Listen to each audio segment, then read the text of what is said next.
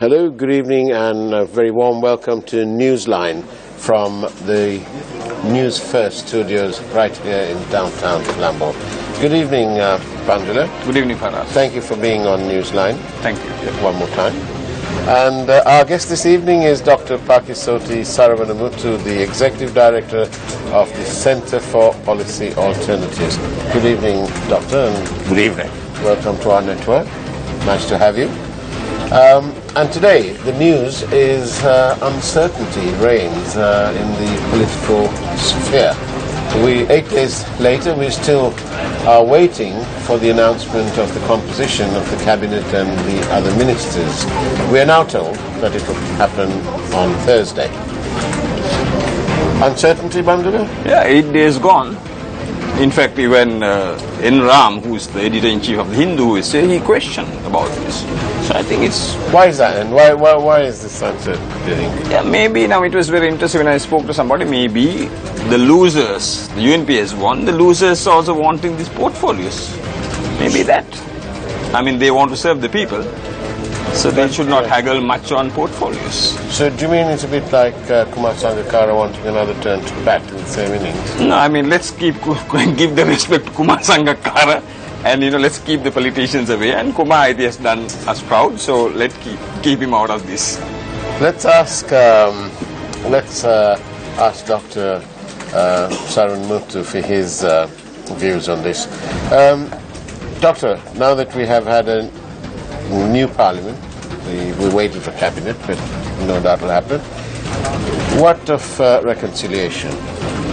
Well, I mean, it's certainly a major challenge on the plate of a new cabinet and indeed of a new parliament. We're not going to be able to move forward. We talk about stability, we talk about moving into the future. We have to do this on the basis of reconciliation. If we don't do it on the basis of reconciliation, the lack of reconciliation will hang like a sword of Damocles over the head of any kind of movement in whichever direction.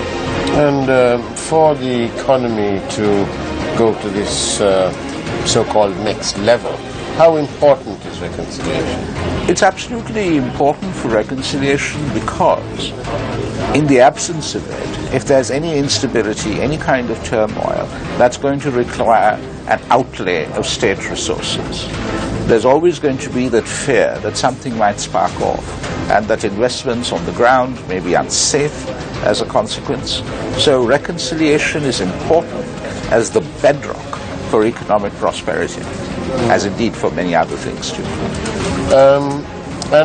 Do you feel that there is a greater reliance on foreign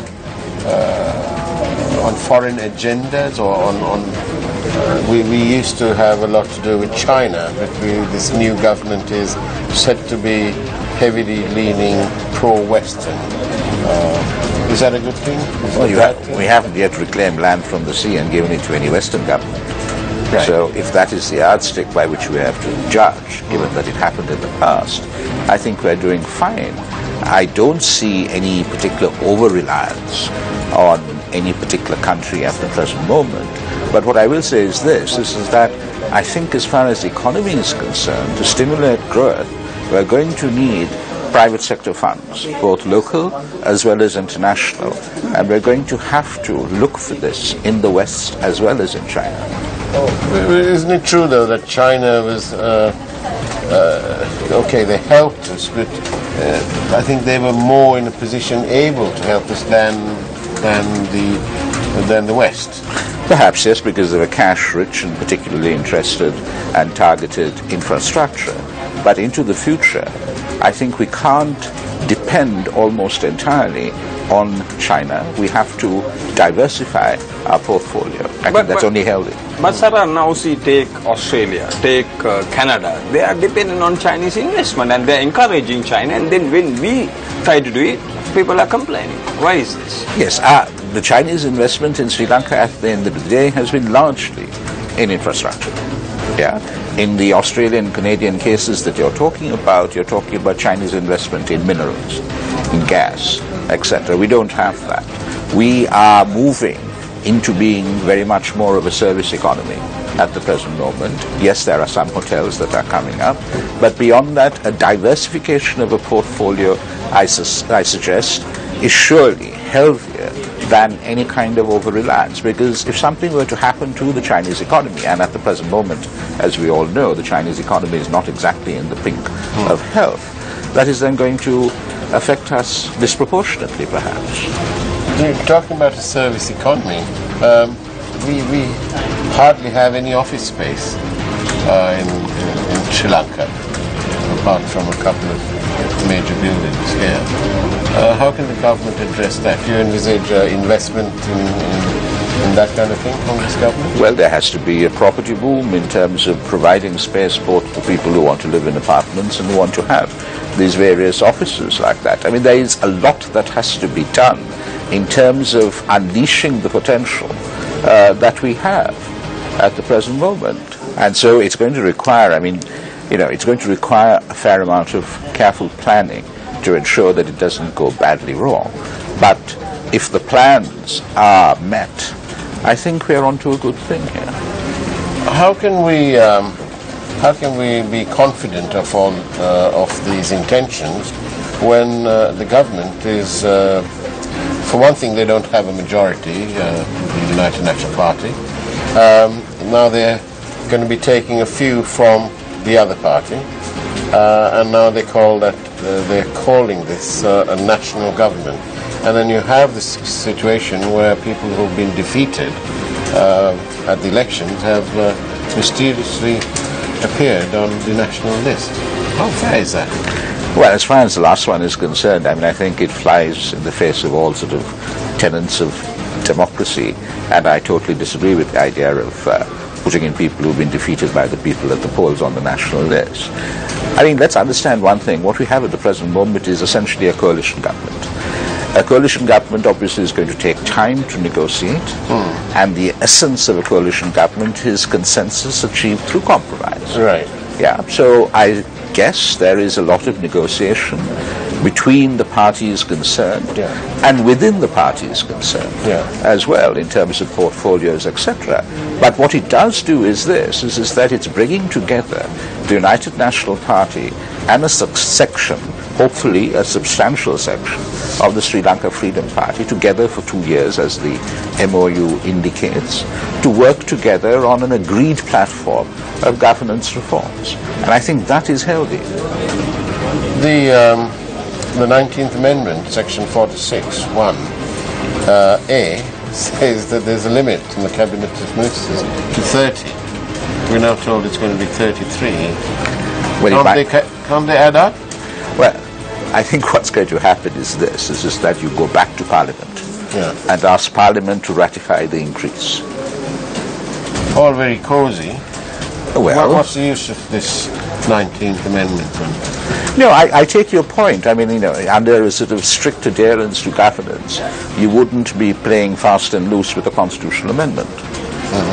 But we do have that bad practice. I have another question which I need to clear with Sarah. You head a non-governmental organization, but if you are known, but you have played politics or you have been in politics. There's this story which I want now. We are talking of the cabinet, that one day you aspire to be the foreign minister from the United National Party. How true is that? Well, I have never asked the United National Party for a portfolio or for nomination, and neither has the United National Party offered me either of those things. I think this is sort of fanciful speculation of the board. Which side are you on? With whom are you supporting? Good governance or which? I most certainly support good governance. What does that's nicely to ask you this question. What is it that the CPA does? Well, the CPA is an independent public policy institute that focuses on questions of governance, conflict resolution from a human rights perspective, and through programs of research and advocacy. So the sort of raison d'etre is that you do research, but you also use that research for advocacy, or else it's sort of a research paper that's locked up in a cupboard or in a drawer and nothing happens out of it. So advocacy is very much part of what we do.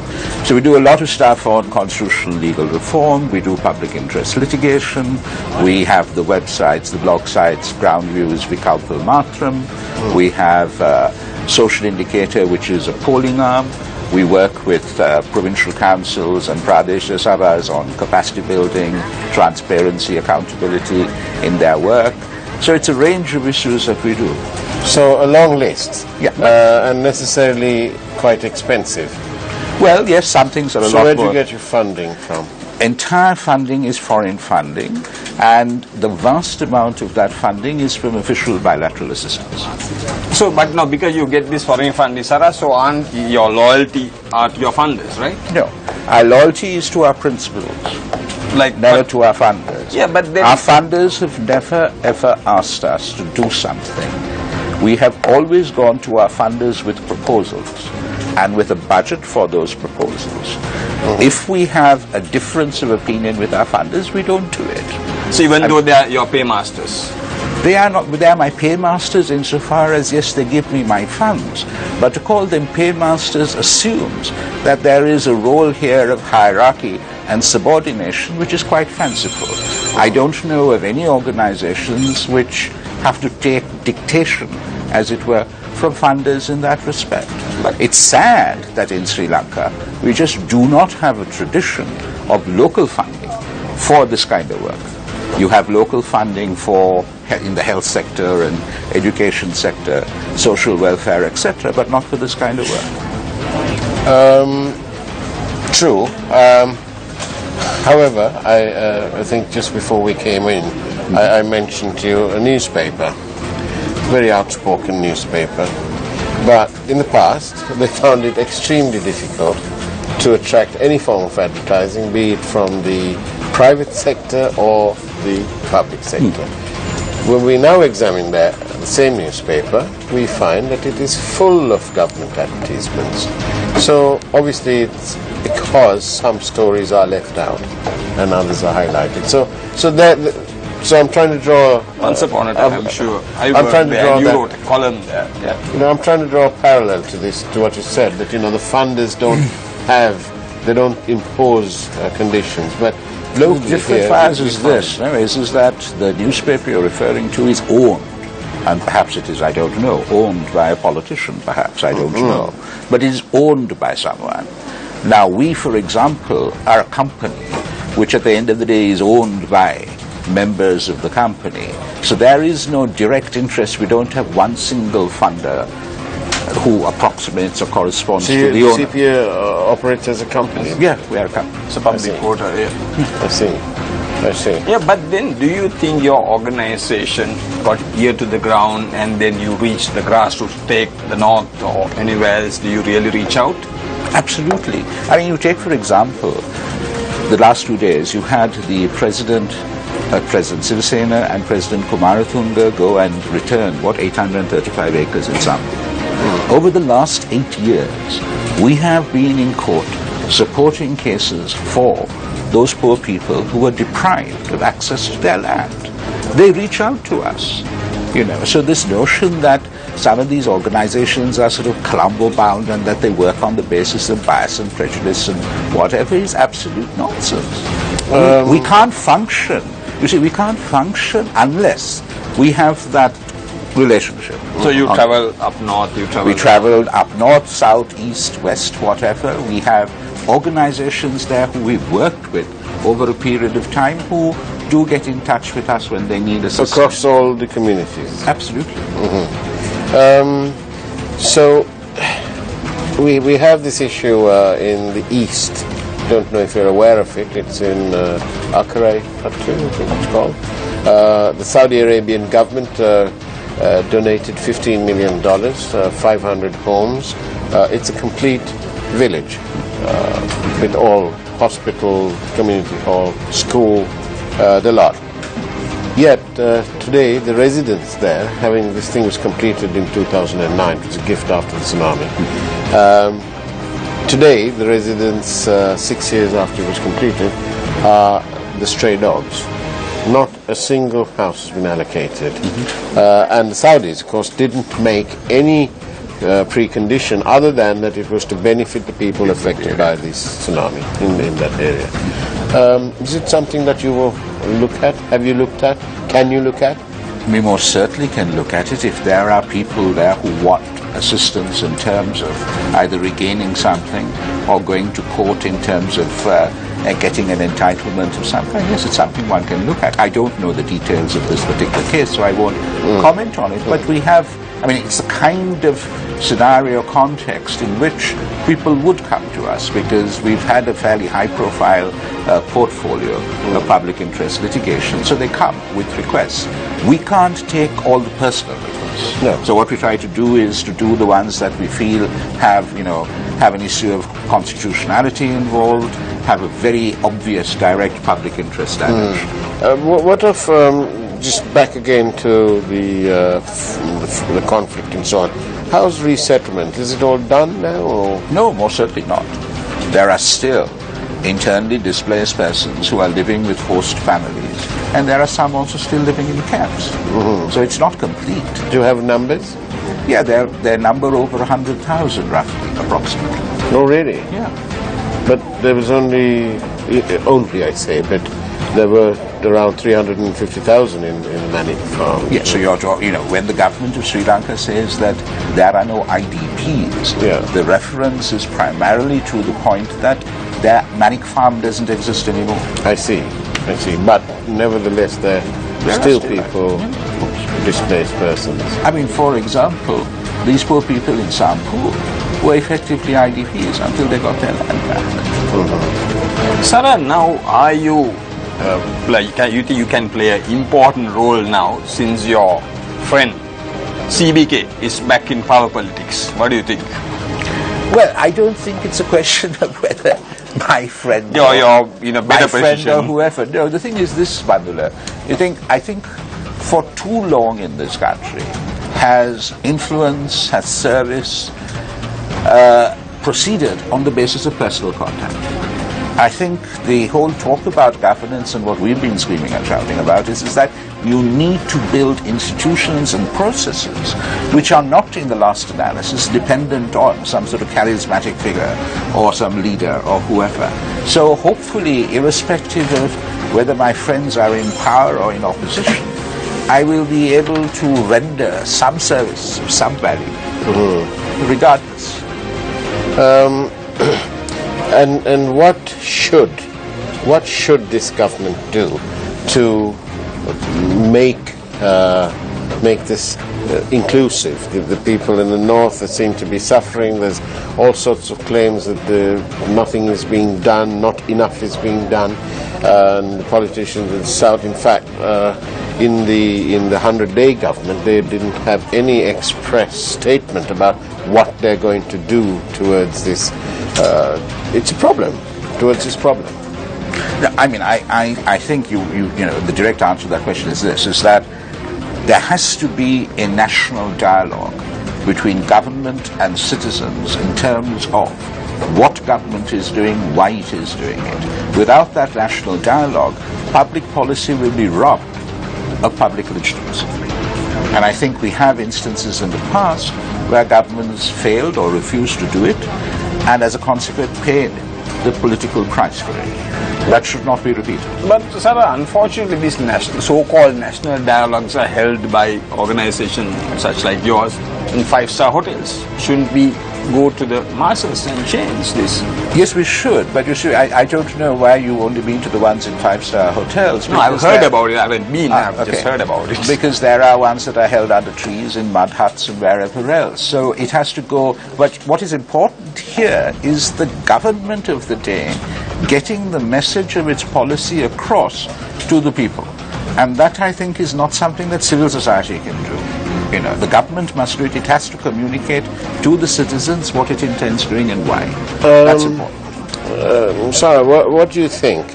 How much of foreign influence is actually present in Sri Lanka? What do you mean, on a scale of 1 to 10 or something? Yes, let's say on a scale of 1 to 10. How much of it is there? Well, I mean, how do you measure influence? There's no straightforward answer to that. For the simple reason is this, is that, look, as a developing country, as a middle-income country, we are still dependent on FDI, foreign direct investments. Right, so that's that on one hand in terms of the economy. There are the international standards which certain countries say that they are protecting in terms of human rights, etc. There are those issues on the other hand. This country is an island. We have over 1 million odd people who go out as migrant labor. All of that, it's not cocoon. We are living in the 21st century. We have internet, Wi-Fi, whatever else. So in a sense, when you ask the question foreign influence, you're really asking a kind of 18th, 19th century question in the 21st.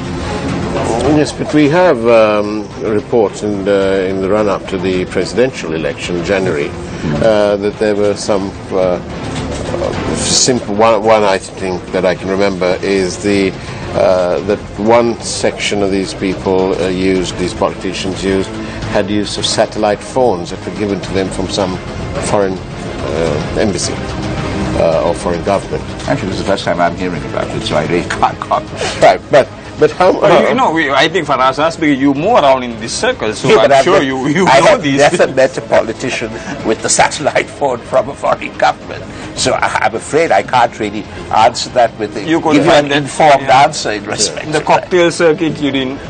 No, I haven't heard anything in a cocktail circuit or at a bus stand or wherever else. The thing is that Mahinda Rajapaksa had no idea of this sort of coup that was going on underneath his nose, literally. Really? But with the kind of national security state that he and his brother operated, it would have been extremely difficult. That's what I mean. For anything to go under the radar. The use of the satellite phones and so on. And something called Viber. Oh, WhatsApp. It reminds me of the Vietnam War, where supposedly small little men wearing black pajamas on bicycles. Now, Sara, again, if all this situation is solved with President Sirisena, what will happen to organizations like yours? What will happen? No, like see those problems you already addressed, like the Sampo, everything will cease. Then what will happen? Yeah, but the point about it is simply this, is that governance is not a finite thing. Governance is a process. Governance is a process, and there could be any number of issues arising where public policy questions come to the fore. I mean, give you one simple example. As you all know, probably, we don't have a demographic dividend by 2030. We are an aging population. This is going to have a major impact on health services, pensions, etc. You have got to reorient the culture of public policy as well as the content of public policy to deal with that. Very quick question. Do you think the CPA is doing a good job? Well, I think that's for others to say. What do you think, then? What do I think? I think CPA is doing a good job. I always believe it can do better. And that's a constant Absolutely. quest. Excellent. Thank you very much for being on our show, Dr. Sarunamuthu. And thank you again, Bandula. Thanks, Ramesh. And we'll leave you with a quick thought for the evening. Genius is nothing but a great aptitude for patience. On that note, I wish you a very good evening. Thank you, good night, and God bless.